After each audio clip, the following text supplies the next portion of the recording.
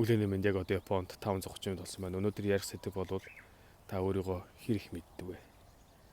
Би өөрийгөө хэр их мэддэг вэ гэдэг талаар ярилцъя.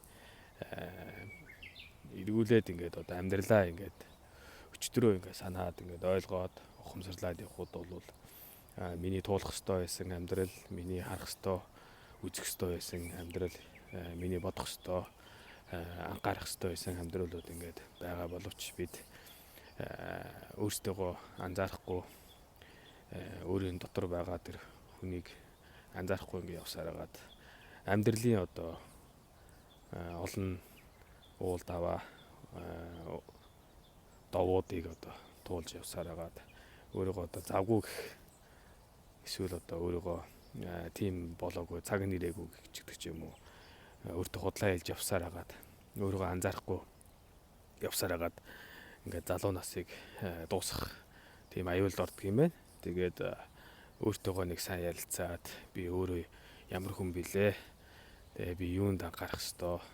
Миний яг бодол мөн үү эсвэл одоо хүмүүсүүдийн бодлоо эсвэл одоо эргэн тойронд байгаа хүмүүсүүдийн хэлсэн ярьсан ярианууд уу яг чин сэтгэлээсээ би энийг хүсэж байна уу гэдгээ сайн одоо анхаарч өөрийн тэр чин одоо үнэн одоо яг одоо мөн чанар мөн үү миний одоо өөрийн бодол мөн үү гэдгийг сайтар ухаарч өөрийгөө өндийж харах хэрэгтэй юм байна гэж одоо өөрийгөө мэдэх хэрэгтэй юм байна.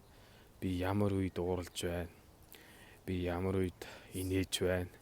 Би ямар үед баярлаж байна. Би ямар үед зөрөгтэй байна. Би ямар үед аимхай байна. Ямар үед одоо хүмүүсүүдээс ичж байж гэдэг ч юм уу. Тэрийг одоо бүгдийг одоо анзаарч эхлэх. Эсвэл одоо цаасан дээр үчдэг ч юм уу те. Эхнэрийгээ ууралж яхад гэдэг ч юм уу. Эсвэл ажил дээрээ хин нэгний хэлсэн ярьсан яриаг сонсоод дургүй ирэх үед би яг мөн үү? Миний одоо уур мөн үү? Энэ одоо яг юу вэ гэдгийг одоо анзаарч эхэлж өөртөөгөө одоо сайн тулж харьцах хэрэгтэй юм байна. Тэгээд бидний одоо энэ нийгэмд бол утаснаас ахуулаад телевизээрээс ахуулаад биднийг одоо харах, сонсох бүх юмнууд одоо баах мэдээлэл дотор байгаа болохоор бидний тарих тэрэнд одоо хууртагдаж яг одоо өөрийн мөн чанарыг олж авахд бол хэцүү байдаг юм ээ. Тийм болохоор болж өгөөл одоо утаснаас татгалзах, телевизээр харахгүй байх, өөртөөгөө одоо тулж харьцах тэр дадлыг суулгах хэрэгтэй байна гэж зөвлөмөр байна. Тэгээ би чадж байна. Та ч гэсэн чадах хэрэгтэй. Одоо энэ миний чихвч энэ бол нөгөө гаднаас